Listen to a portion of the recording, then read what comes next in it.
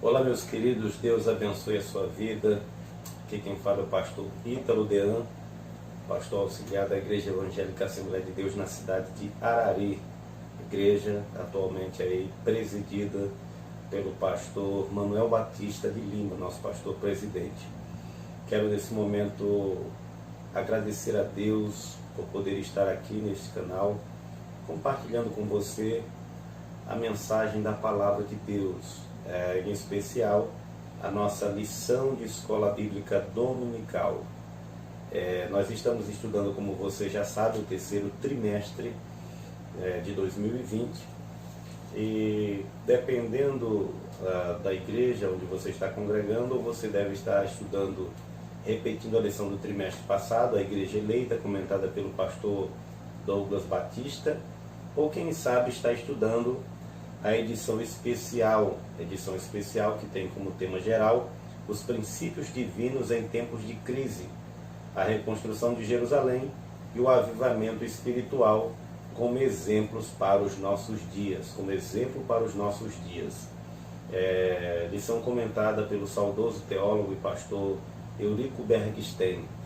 É essa lição que nós estaremos estudando nesta ocasião. Mas antes de fazer a apresentação aí do conteúdo e trazer a lição a você, eu quero agradecer a Deus pela vida do meu amigo Eduardo Rabelo, que foi quem nos fez o convite para estarmos aqui compartilhando com você a mensagem da Escola Bíblica Dominical, a lição da Escola Bíblica Dominical.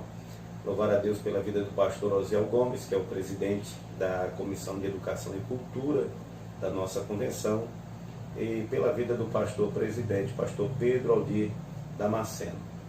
Meus queridos, como eu já disse, a lição especial, edição especial, a lição Os Princípios Divinos em Tempos de Crise, e hoje, dia 23 de agosto de 2020, nós estaremos estudando as causas da desunião devem ser eliminadas. Esse é o tema da nossa lição do dia 23 de agosto de 2020. Então, nós temos aqui texto áureo, verdade prática e a leitura bíblica em classe. O nosso texto áureo, Salmo de número 133, versículo 1, texto muito conhecido, que diz assim: ó, quão bom e quão suave é que os irmãos vivam em união. A verdade prática diz assim: a união é uma força indispensável para a igreja, é um testemunho diante do mundo e um estímulo para o crescimento da obra de Deus. Então nós temos aí uma verdade prática que sintetiza tudo que será visto daqui por diante no comentário da nossa lição. Uma verdade prática objetiva que ressalta para nós o quanto é importante e quanto foi fundamental a união na obra de Deus, para o povo de Deus. Primeiro é um testemunho diante do mundo, a unidade da igreja credencia a mensagem do povo de Deus para o mundo, caracteriza a identidade do povo de Deus para o mundo e possibilita a realização da obra de Deus e do crescimento do reino de Deus no mundo. Então a verdade prática expressa de forma clara, ainda que concisa, o que nós estaremos vendo nessa lição de número 8, neste domingo. A nossa leitura bíblica em classe, nós temos aqui Neemias capítulo 5. Aliás, Neemias é o livro que dá base para os comentários de todas as lições desse trimestre. O pastor Eurico Bergstein usou o livro de Neemias como ponto de partida para apresentar a temática que nós estamos estudando, aí, os princípios divinos em tempos de crise, tema geral da nossa lição. Então, para nós ganharmos tempo, eu vou deixar essa lição, essa leitura do texto da leitura bíblica em classe, para que você faça na sua Bíblia. Você pode ler o versículo 1 e depois, na sequência, continua lendo o versículo 6 até o versículo de número 12. Se você é professor e está assistindo esse vídeo principalmente com o objetivo de obter recursos, subsídios para enriquecer aí a sua aula, não se esqueça de observar na lição, você usa a lição do mestre, e não se esqueça de observar o objetivo geral. O objetivo geral, logicamente, é o que vai nortear, vai orientar você, a fim de que você não se desvie do foco, do propósito, que é apresentar aos irmãos a mensagem acerca da importância da união para o povo de Deus. Na sua lição está escrito no objetivo geral, que é destacar que a união é indispensável para o crescimento e sustentabilidade da obra de Deus. Então não esqueça isso, memorize isso, porque às vezes é uma tentação, é um perigo que nós corremos com frequência enquanto estamos em sala de aula, de nos afastar do propósito, do objetivo geral da lição. Às vezes, vários pontos são abordados no conteúdo do comentário e a gente tem que resistir à tentação de divagar sobre o assunto, de nos afastar do propósito e fazer divagações, nos afastar com comentários que na verdade não são essenciais, que tomam tempo e não reforçam o objetivo geral da lição, que neste caso é destacar para o povo de Deus a importância da união, mostrar o quanto ela é indispensável para o crescimento e para a sustentabilidade do povo de Deus. Não se esqueça também de que a palavra-chave dessa lição é união, do grego koinonia, que significa tendo em comum, ou também da palavra koinos, que significa sociedade ou companheirismo. Tudo isso você pode inclusive estar vendo nos subsídios aí da sua própria lição. Existe essa ajuda, esse auxílio para que você esteja reforçando aí em sua mente o tema central da lição e não perca a oportunidade de gravar no coração dos seus alunos aquilo que Deus está de fato querendo comunicar por meio do conteúdo desta lição. Então a nossa lição, o conteúdo, o texto da nossa lição se apresenta de uma introdução e de pelo menos 4 pontos e por último uma conclusão. A nossa introdução diz o seguinte: veremos nesta lição um conflito que surgiu entre diferentes classes sociais e como o problema foi resolvido. A pergunta inevitável é: que problema foi esse? Que circunstância surgiu na atividade de Neemias que careceu, que precisou de um confronto, de uma resolução imediata? Você sabe que o conteúdo desta lição se baseia na obra de reconstrução dos muros de Jerusalém, conforme está registrado no livro de Neemias, no Antigo Testamento. E você sabe também que, pelo menos até o capítulo de número 4, nós sabemos que a obra de Neemias na reconstrução dos muros, ela tem êxito, os muros começam a se fechar, mas isso não sem dificuldades. Nós sabemos que uma espécie de coalizão foi formada pelos governadores das províncias vizinhas com o objetivo de barrar, de impedir o renascimento de Jerusalém.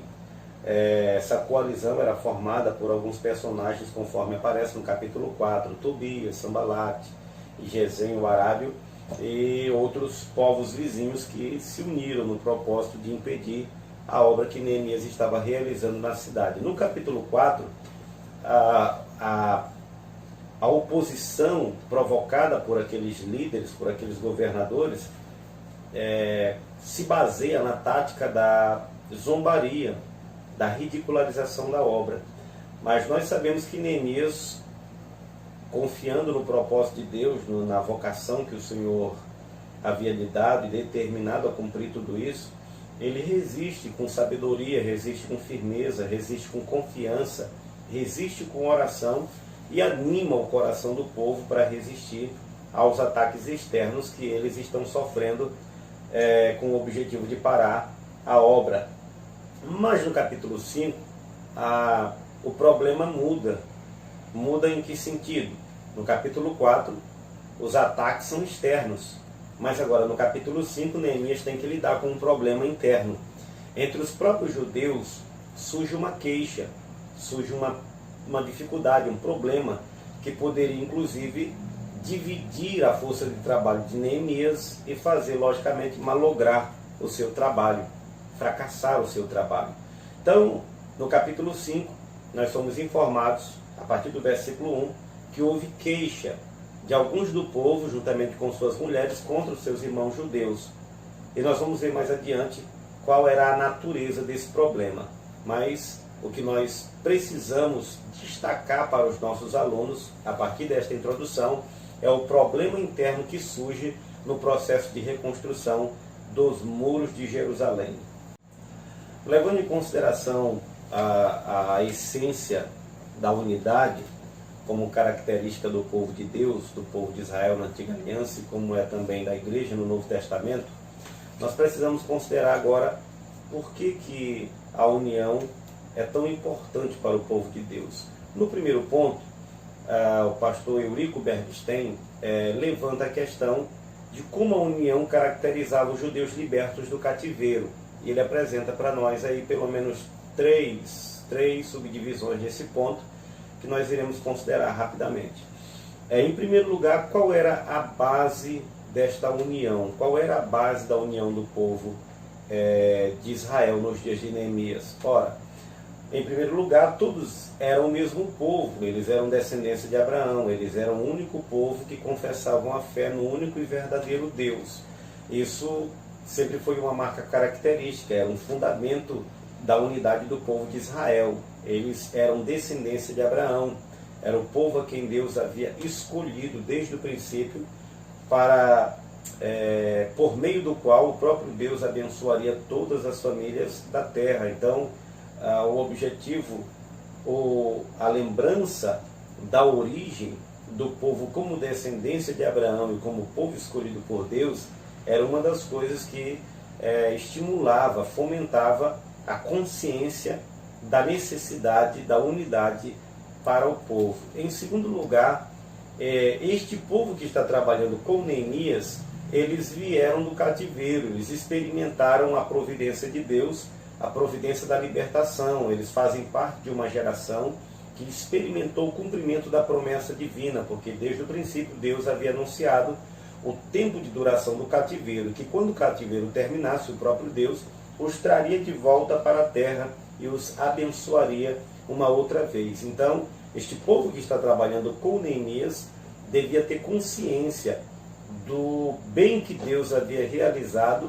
sobre aquela geração e usar isso como uma base para a unidade. Deus os estava restabelecendo em sua própria terra, Deus os estava repatriando e Deus os estava abençoando aquele povo. Eles deveriam então usar isso como um estímulo para preservarem o vínculo da unidade. Em segundo lugar, segunda subdivisão, esta união entre os judeus simboliza inclusive a união que deve haver na Igreja de Deus. Eurico Bergstein usa a questão da unidade que deveria existir entre o povo judeu como uma necessidade, logicamente, da Igreja também no Novo Testamento. Desde o princípio, o propósito de Deus foi o de unificar em um mesmo corpo judeus e gentios. Isso aqui eu estou apresentando para você como um acréscimo. Se você quiser fazer as suas anotações aí nas margens da sua revista, faça isso porque vai lhe ajudar bastante.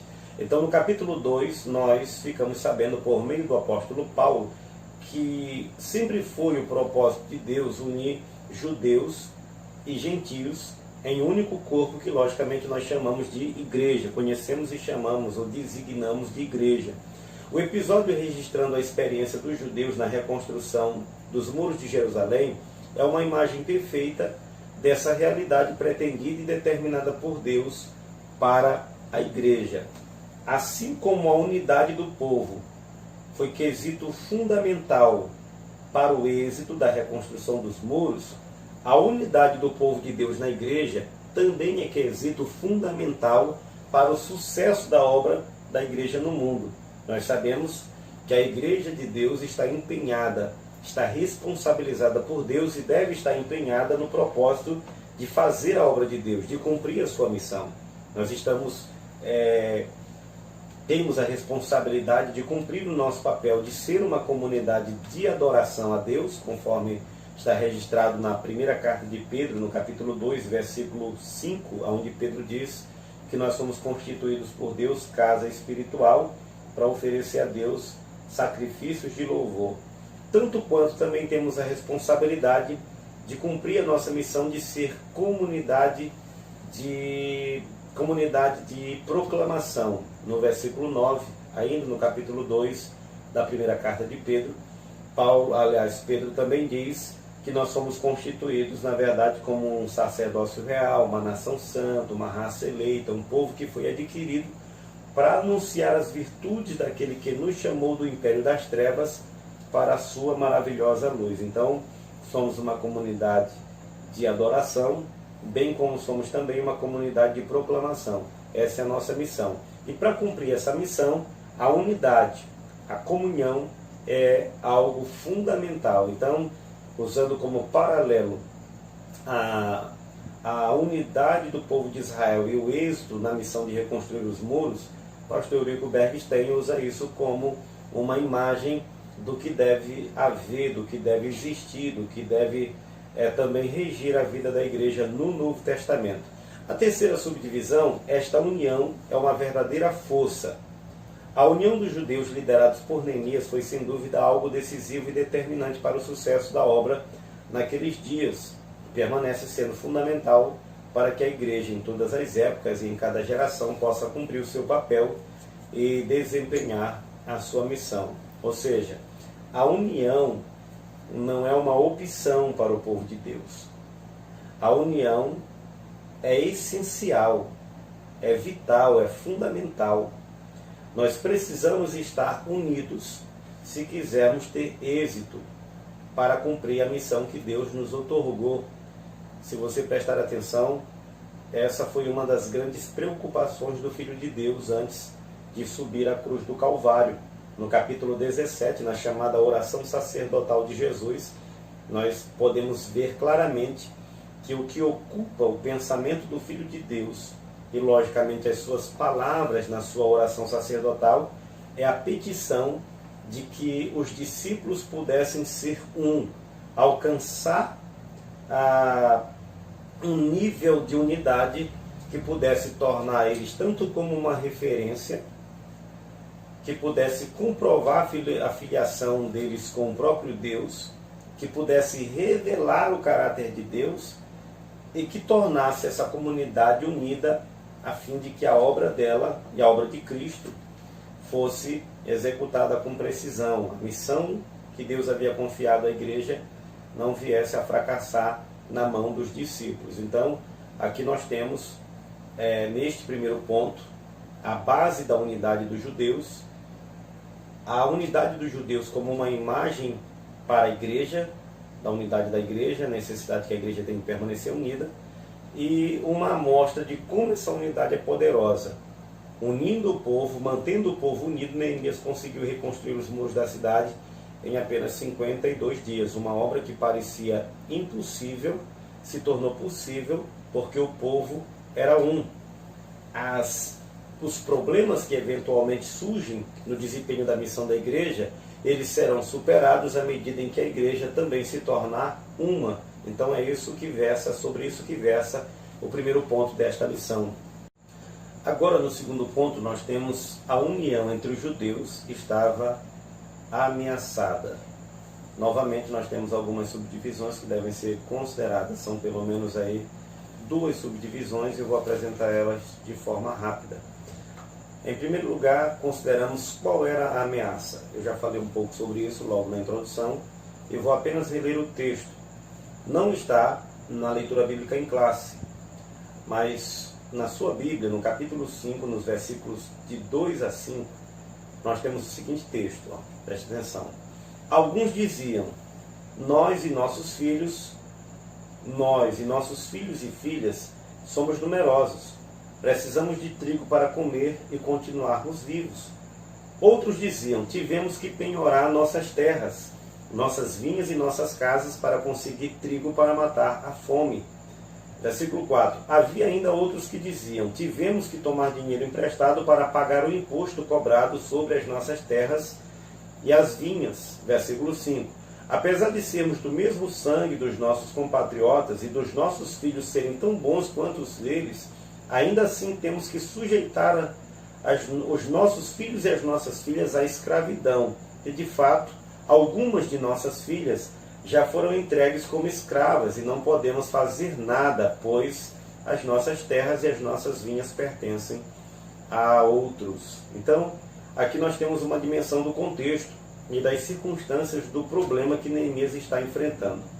A situação difícil que os judeus estavam enfrentando em Jerusalém, ela já é mencionada no livro de Neemias desde o versículo 3 do capítulo 1, quando Neemias pede informações a Anani, seu irmão, que tinha voltado de Jerusalém, e Anani descreve o estado deplorável em que os judeus estão vivendo, em vergonha, em miséria, o povo, a situação do povo era uma situação extremamente difícil, ela era caracterizada principalmente pela pobreza. Agora nós temos no capítulo 5 uma mostra clara de que a pobreza era uma das marcas do sofrimento do povo que havia retornado do cativeiro, pelo menos dos que estavam vivendo naqueles dias de Neemias. E essa pobreza, ela era provocada por pelo menos duas razões. Primeiro, os altos tributos que eram cobrados pelo governo persa, os tributos que eram cobrados das terras e das propriedades dos judeus que estavam vivendo em Jerusalém ou em Judá. Está no versículo 4 isso, inclusive. Eram cobrados pelo império altos impostos e os judeus, inclusive, não tinham condições de pagar os impostos da terra. Em segundo lugar, vinha outro problema que era mais grave ainda e que justamente era a causa da tensão entre o povo naquele exato momento. Era a questão da usura.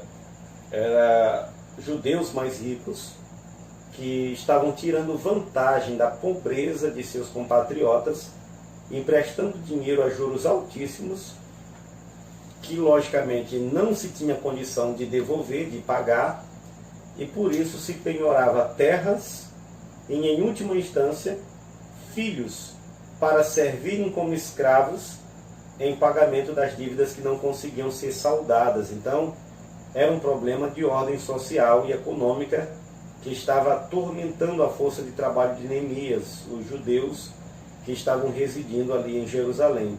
Então, sem condições de pagar a dívida, esses judeus pobres, sem condição de se sustentarem, de se alimentarem adequadamente, estavam vendo suas terras serem confiscadas pelos seus credores e, por último, os seus próprios filhos.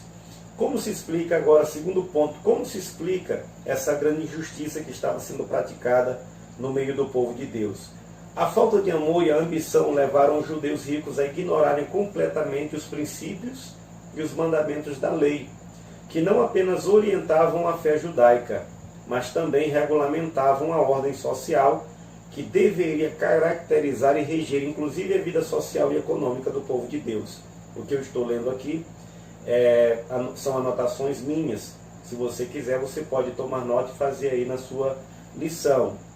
Eu fiz questão de não abordar todo o texto do comentário, porque isso faria com que nós tomássemos muito tempo na explanação. Então, eu desenvolvi um comentário alternativo aí para que você possa somar aos comentários da lição e enriquecer a sua aula. Então, eu vou repetir a minha leitura. A falta de amor e a ambição levaram os judeus ricos a ignorarem completamente os princípios e os mandamentos da lei, que não apenas orientavam a fé judaica, mas também regulamentavam a ordem social que deveria caracterizar e reger, inclusive, a vida social e econômica do povo de Deus. Por exemplo, se nós levarmos em consideração o que Deus havia ordenado na lei, aquilo que estava acontecendo em Jerusalém era uma quebra declarada do que Deus havia previsto para regulamentar a coexistência dos irmãos judeus. Em Êxodo, capítulo 22, versículo 25, por exemplo, nós lemos o seguinte: o próprio Deus, por intermédio de Moisés, estabelece a ordem, dizendo: se emprestares dinheiro ao meu povo, ao pobre que está contigo, não te haverás com ele como usurário, não lhe imporeis usura. Então é uma ordem clara de Deus. Em segundo lugar, Levítico capítulo 25, do versículo 35 ao 37, a lei repete dizendo: e quando teu irmão empobrecer e as tuas forças decaírem, e as suas forças decaírem, então sustentá-lo-ás como estrangeiro e peregrino viverá contigo. Não tomarás dele juros, nem ganho, mas do teu Deus terás temor, para que teu irmão viva contigo. Não lhe darás teu dinheiro com usura, nem darás do teu alimento por interesse. Era justamente o que estava acontecendo. Tanto que quando Neemias começa a abordar a questão, ele reúne os nobres de Jerusalém e acusa eles de estarem sendo de fato usurários para com seus irmãos, estarem cobrando juros altíssimos, na verdade, dos seus irmãos, aproveitando-se da situação de calamidade, de pobreza, para tirar vantagem, para adquirirem mais terras, adquirirem mais escravos e enriquecerem cada vez mais, enquanto parte considerável da população estava empobrecendo cada vez mais. Então esse é o problema. O que está acontecendo é justamente isso. Neemias está liderando um povo para restabelecer uma cidade, reconstruir os muros, restabelecer a segurança de Jerusalém, mas a obra de Neemias deve ir além de tudo isso.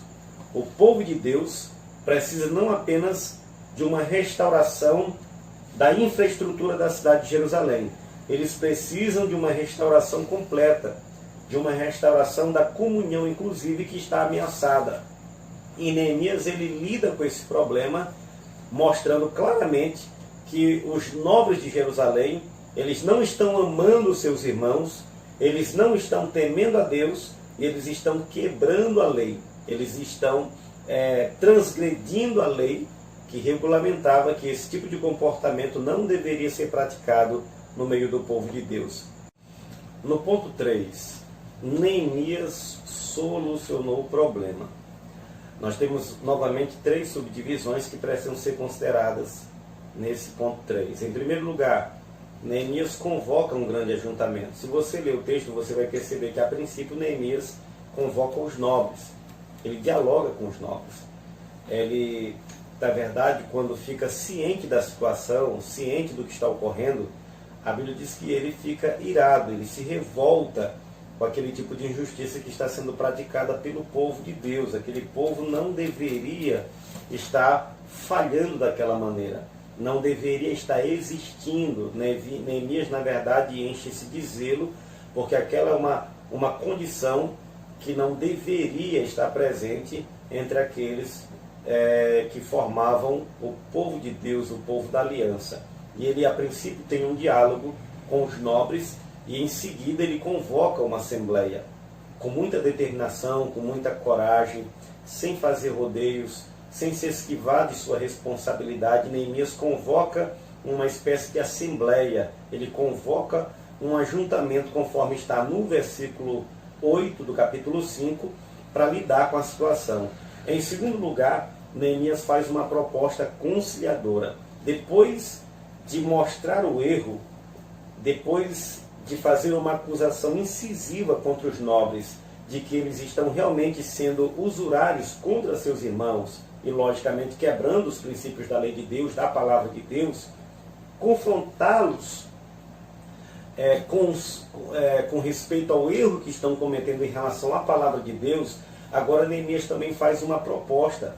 A proposta de Neemias é que os nobres abandonem esse tipo de ganho ilícito que está sendo praticado em virtude de estarem se aproveitando da situação de aflição dos mais pobres. Mas o que é interessante é que Neemias, ele soluciona o problema de uma maneira completa. O que ele apresenta não é uma medida paliativa. O que ele apresenta, na verdade, é uma proposta incisiva para erradicar o mal que está sendo praticado pelo povo e que está naturalmente provocando a divisão, a queixa. O que ele diz? Ele não apenas orienta os nobres a abandonarem aquele tipo de ganho, como também, a partir daquele momento, a restituir aos pobres aquilo que eles haviam tomado, restituir campos, restituir filhos e inclusive usarem de sua condição para cumprir aquilo que a lei previa.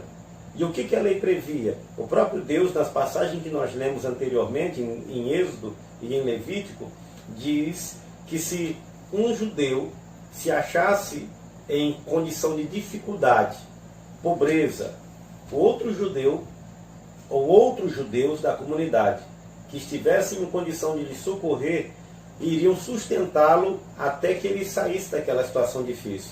Então o que Neemias orienta o povo a fazer a partir de agora? Os nobres, a partir de agora, não apenas vão parar com a ideia de estar emprestando dinheiro a juro para os seus irmãos e a partir daí confiscando terras e filhos como escravos. Eles vão restituir aquilo que pegaram e vão cumprir a lei, sustentando os seus irmãos mais pobres até que eles saiam da dificuldade em que estavam vivendo. Agora isso está no versículo 10 e no versículo 11. Terceira subdivisão, a proposta de Neemias foi acatada. A graça de Deus está sobre Neemias. Ele é um líder determinado, ele é um líder preocupado com o testemunho do povo de Deus, preocupado com a unidade do povo de Deus, e por isso ele não foge de sua responsabilidade, ele confronta o problema e Deus lhe dá graça diante do povo e ele consegue a solução do problema. A proposta dele foi acatada pelos nobres. O versículo de número 12 tem agora a palavra dos próprios nobres respondendo a Neemias e dizendo a ele o seguinte: restituir-lhes-emos e nada procuraremos deles. Faremos assim como tu dizes. Os nobres acataram. Eles entenderam que aquele era um momento de restauração promovido por Deus. E eles não resistiram. Talvez a princípio fosse difícil para eles renunciar aos ganhos que estavam obtendo. Mas nesse momento, eles acataram a palavra de Neemias e colocaram a palavra de Deus também acima de seus interesses pessoais. Eles acataram a palavra e fizeram uma aliança de que a partir daquele momento eles iriam restituir e cumprir a palavra que Neemias havia dado. Com isso, nós temos aqui a solução para o problema. O ponto 4, a paz voltou a reinar entre os judeus. A unidade da força de trabalho de Neemias está ameaçada por causa de uma crise.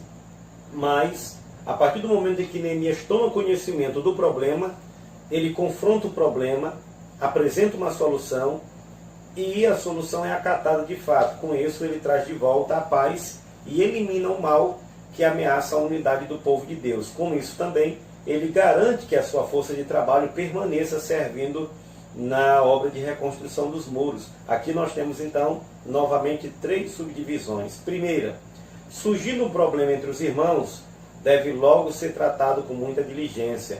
Nós não podemos deixar para depois o que deve ser feito hoje, o que deve ser feito agora. Muitas vezes problemas proliferam, crescem e comprometem a unidade da igreja porque a liderança às vezes falta com a sua responsabilidade de tratar dos problemas. Isso pode acontecer numa instituição, pode acontecer num ambiente de trabalho, pode acontecer dentro de um lar e pode acontecer numa igreja. Alguns problemas que surgem, eles carecem de serem tratados imediatamente. É engraçado isso, mas é justamente o que o texto nos mostra. Neemias é um líder tão competente que ele não deixa para depois, ele não finge que o problema não é dele, ele não foge de sua responsabilidade, ele está empenhado em fazer uma obra para Deus e, portanto, tudo aquilo que representa uma ameaça ao propósito dele como líder do povo do Senhor, ele imediatamente cuida de tratar. Ele está pronto não apenas para lidar com os problemas externos, mas está pronto também para lidar com os eventuais problemas internos. Com Neemias, a liderança da igreja da nossa geração deve aprender. Não devemos fugir de nossa responsabilidade de confrontar problemas internos que surgem nas nossas congregações locais. Precisamos aprender a lidar com sabedoria, com diligência, com coragem e, acima de tudo, pautados na palavra de Deus e objetivando a honra e a glória do próprio Deus. Em segundo lugar, problemas relacionais devem ser tratados carinhosamente. Embora o texto mencione que Neemias ficou irado com aquela situação, nós vamos perceber que no mesmo versículo onde a ira de Neemias é mencionada, ele vai dizer assim: e eu ponderei sobre o caso. Ou seja, não foi a ira que impeliu. A ira, neste caso, é o zelo que Neemias sentiu pela obra do Senhor. A ira de Neemias é uma ira justa. Ele olha para o povo de Deus e diz: isso não deveria estar acontecendo, nós somos o povo do Senhor, isso não deveria estar acontecendo entre nós. Isso é zelo. Mas ele não age baseado a princípio, na ira que lhe surge. Ele pondera sobre o caso. O texto diz claramente que ele pensa sobre a situação. Líderes sábios levam em consideração o zelo por Deus e pela sua obra, mas eles refletem sobre o caso, eles refletem sobre a situação, eles buscam soluções para o problema, eles não agem no calor do momento, eles ponderam sobre a situação a fim de enxergar as soluções apropriadas para os problemas. Em terceiro e último lugar, finalmente nós devemos cultivar o nosso testemunho diante do mundo. A união entre os crentes é o selo da estabilidade espiritual e da paz na igreja, conforme João capítulo 17, versículo 4, um texto que inclusive eu já citei. Então, queridos, fica evidente para nós aqui, com base na lição, nos comentários da lição apresentados aqui pelo saudoso pastor e teólogo Eurico Bergstein, que a união é algo fundamental para o povo de Deus. Tomando a experiência de Neemias no capítulo 5, nós temos aqui uma imagem clara de que problemas eventualmente surgem, problemas internos. Além dos problemas externos com os quais a igreja do Senhor precisa lidar, ela precisa estar preparada para lidar com os problemas internos que também surgem no meio da comunidade, no meio das congregações. E é necessário que os líderes da nossa geração aceitem a sua missão, a sua responsabilidade de preservar a todo custo o vínculo da unidade da igreja, porque a unidade é fundamental. A unidade do povo de Deus é determinante para o progresso da obra de Deus no mundo. Além de ser uma característica vital do povo de Deus como um testemunho para o mundo, também é fundamental para o êxito, para a realização da obra de Deus, para o sucesso da realização da obra de Deus no mundo. Então, o que nós temos aqui são lições importantes, baseadas no incidente, na experiência de Neemias, no capítulo de número 5, os problemas internos que passaram a surgir durante a obra de reconstrução dos muros de Jerusalém, mas que foram solucionados por aquele grande líder do povo de Deus, e como a obra continuou avançando, apesar das dificuldades que surgiram. A unidade do povo de Deus foi ameaçada, mas graças a Deus, pela sabedoria, pela coragem de Neemias, o problema foi solucionado e o povo continuou unido e trabalhando, e assim os muros da cidade foram reconstruídos num período de 52 dias, para a frustração dos inimigos e para a alegria do povo de Deus. Então, nós temos aqui lições importantes para a igreja da nossa geração. Nós precisamos aprender a importância da unidade para o povo de Deus e também continuar os nossos esforços no objetivo de preservar a nossa comunhão, a comunhão entre os crentes, porque isso justamente é o que vai proporcionar à igreja estabilidade espiritual e vai também credenciar o testemunho da igreja diante do mundo e vai também garantir o sucesso da obra da igreja de Deus no mundo. Eu quero que você tome nota destas coisas. Essa é a palavra de Deus para hoje. É uma lição que precisa ser ensinada com veemência em nosso tempo, né? São lições que precisam ser ensinadas com veemência em nosso tempo. Afinal de contas, a igreja de nossa geração tem uma enorme carência no aspecto da unidade, mas eu creio que o Senhor vai abençoar as nossas lideranças, dando coragem, sabedoria e estratégia para preservarmos a unidade do povo de Deus e assim garantir o sucesso e a realização da obra de Deus no mundo. No mais, Deus abençoe a sua vida, grato a Deus por tudo, fique com Deus e até a próxima, se Deus quiser.